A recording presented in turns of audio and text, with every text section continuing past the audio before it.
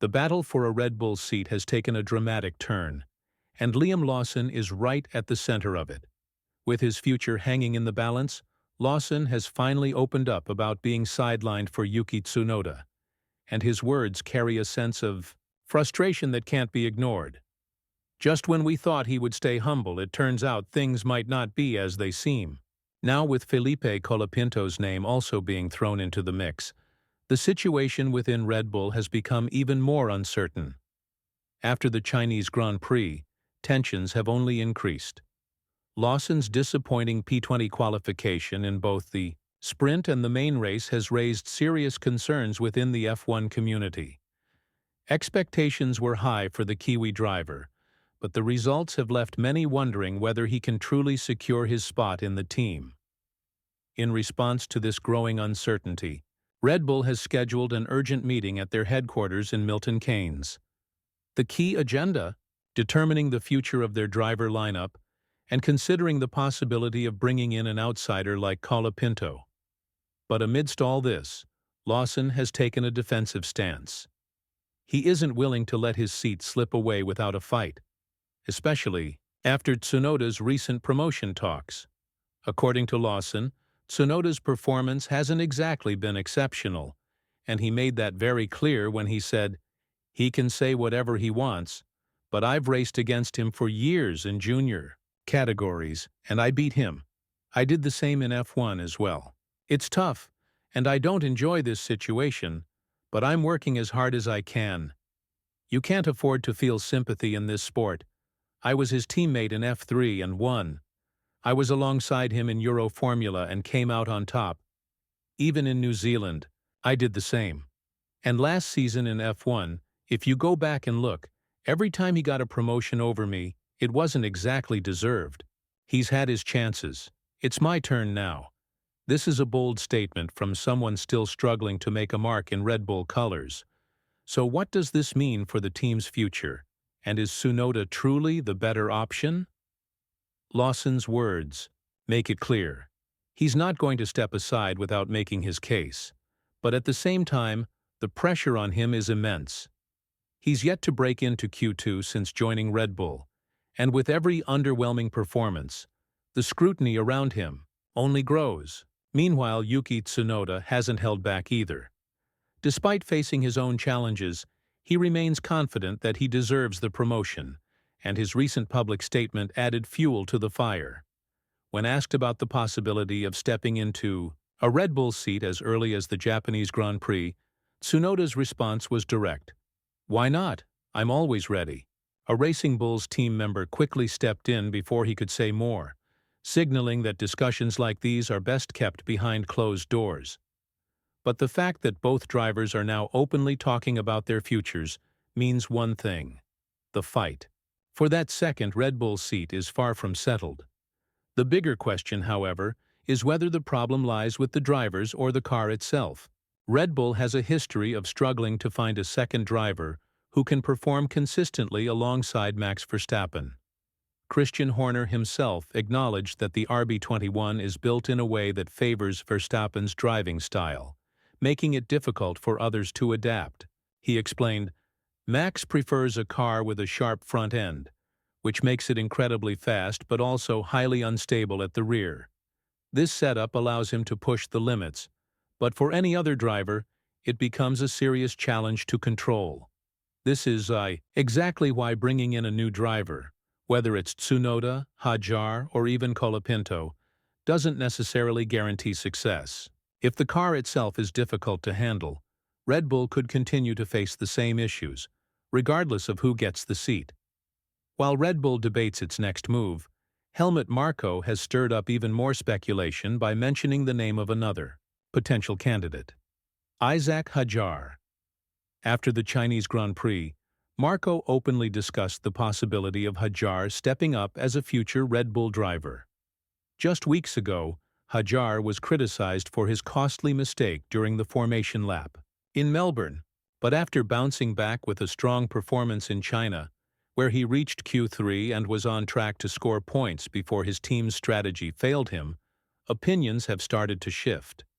Marko was full of praise for the young Frenchman, even drawing comparisons to Tsunoda. He stated, "If we look at the positives, Hadjar, who has never driven on this track before, is putting in incredible lap times in just his second race. He isn't making mistakes. Meanwhile, Yuki, who has been in F1 for 5 seasons, is just behind him." That says a lot. Hadjar's performance in Australia was also sensational until the accident happened. Others have made similar mistakes before. There's a fine line between success and failure in this sport, and we'll see where things go from here. This sudden shift in tone from Marco has put even more pressure on Tsunoda. While he has undoubtedly improved and matured as a driver, his seat is far from secure. The fact that Red Bull is actively discussing multiple options, Hadjar, Colapinto, and even the possibility of keeping Lawson, shows that they aren't convinced Tsunoda is the perfect fit.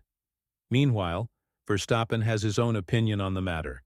He believes that instead of constantly looking for a new second driver, Red Bull should focus on making the RB21 easier to handle. Verstappen reportedly isn't keen on changing teammates and would rather see the team address the car's tricky characteristics, and he didn't hold back when discussing Lawson's struggles.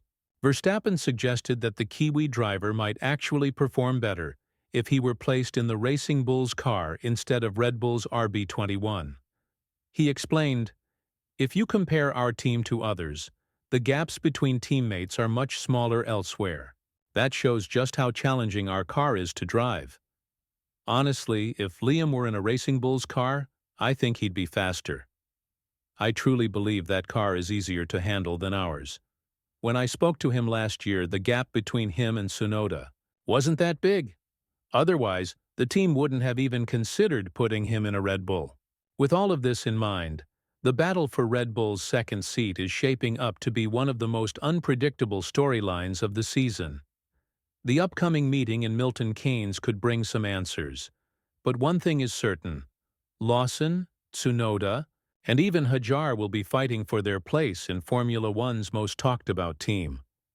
As Red Bull weighs its options, one question remains.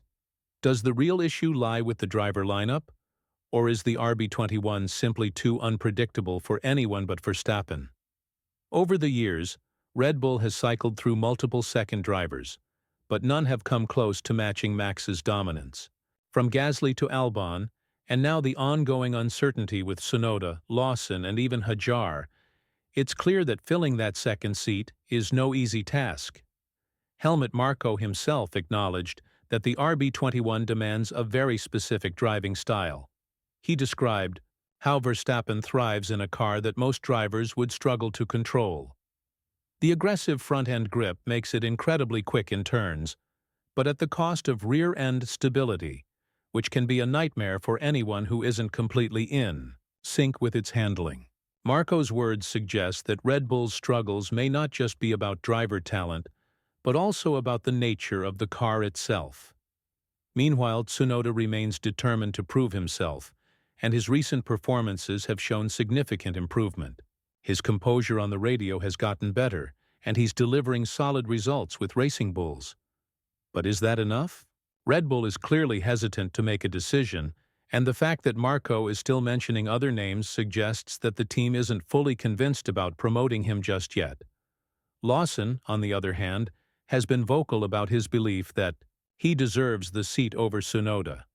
His frustration is evident, and given his past success against Yuki in junior categories, he feels he's being overlooked. However, his recent results haven't helped his case, and the pressure on him is mounting. The upcoming emergency meeting in Milton Keynes will be crucial in determining his future, as well as the future of the Red Bull driver lineup. But what about Hadjar? His name being brought up at this stage is a major twist in the ongoing saga. He's young, talented, and has impressed in his limited opportunities so far. If Red Bull is seriously considering him as an option, it could completely shift the direction of their long-term plans. Would they be willing to take a gamble on a rookie, or will they stick with the more experienced Tsunoda or Lawson?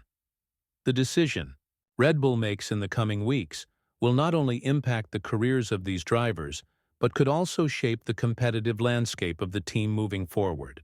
With so much at stake, the battle for the second seat is far from over. As the debate over Red Bull's second seat intensifies, one thing is clear. No decision will be made lightly. With multiple names in contention, every race, every qualifying session, and every public statement carries weight. For Lawson, Tsunoda, and now even Hajar, the pressure is at an all-time high. Lawson's outspoken stance has certainly added fuel to the fire. His frustration over being overlooked in favor of Tsunoda is understandable, but Red Bull values results over words. His performances in the RB21 haven't been convincing enough to secure his place, and with Colapinto's name also entering the conversation, the Kiwi driver's position is more fragile than ever. If Lawson doesn't deliver a breakthrough performance soon, he could find himself out of the equation altogether. Meanwhile, Tsunoda's case remains strong. He has shown clear progress, and his consistency with Racing Bulls has caught the attention of Helmut Marko. Despite past concerns about his temperament, he has matured significantly. The fact that Red Bull is still hesitant to confirm his promotion, however, suggests that they aren't completely sold on him as Verstappen's teammate. Hajar's rise has complicated the situation further. The young French driver has impressed Red Bull's management, particularly with his strong showing in China. Marko's praise for him, despite his early season mistake in Melbourne, signals that he is being seriously considered as a future Red Bull driver. If Hajar continues to perform at a high level, could he leapfrog both Tsunoda and Lawson? Even Verstappen himself has weighed in on the situation. While he remains focused on his own title fight, he has hinted that he prefers stability within the team. He knows that whoever takes the second seat will need to adapt to the RB21's demanding nature. His comments suggest that he believes the car, rather than the drivers, is the real challenge. If Red Bull wants to maintain its dominance, should they focus on making the car more adaptable rather than constantly searching for the perfect teammate for Max? With an emergency meeting set to take place in Milton Keynes, all eyes are on Red Bull's management. Will they stick with the familiar names or take a gamble on fresh talent? The decision they make will have long-term consequences, not just for the drivers involved, but for the future direction of the entire team. One thing is certain: this battle for Red Bull's second seat is far from settled. As Red Bull prepares to make its decision, the stakes couldn't be higher. Every name in contention, Lawson, Tsunoda, Hajar, and even Colapinto, brings a unique case to the table. But in a team where only results matter, potential alone isn't enough. Lawson, despite his confidence and determination, hasn't delivered the kind of performances that demand a seat at Red Bull. His frustration is clear, but will that be enough to change the minds of the decision-makers in Milton Keynes? On the other hand, Tsunoda has matured into a more complete driver, yet doubts still remain about whether he can handle the pressure that comes with being Verstappen's teammate. Hajar, the wild card in this debate, has impressed Red Bull's management, but throwing a rookie into the most demanding seat in Formula One would be a massive gamble. Then, of course, there's Verstappen himself. His preference for consistency and his belief that the car's demanding nature is the real issue add another layer to this already complex decision. Red Bull has to ask itself, should they keep searching for a driver who can match Max, or should they focus on making the RB21 easier to handle for whoever takes the second seat? As the emergency meeting in Milton Keynes approaches, one thing is clear: whoever gets the nod will have to prove themselves immediately. There will be no time for excuses, no room for error. Red Bull's patience with underperforming second drivers has always been short, and whoever sits alongside Verstappen will be under the most intense scrutiny imaginable. For now, the battle for Red Bull's second seat continues. The next few races could be decisive, and in a sport where things can change in an instant, nothing is certain until the official decision is made. Who do you think deserves the seat? Should Red Bull trust Tsunoda, give Lawson another chance, or take a risk with Hajar? Let us know your thoughts and stay tuned for more updates on this developing story.